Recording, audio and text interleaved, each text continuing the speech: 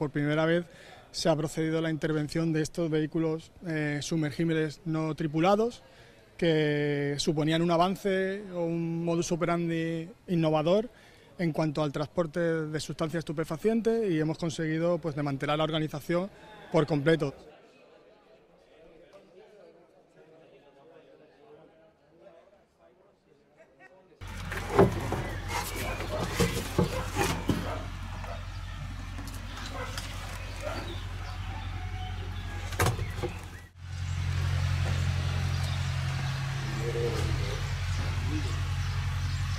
¿Está mirando?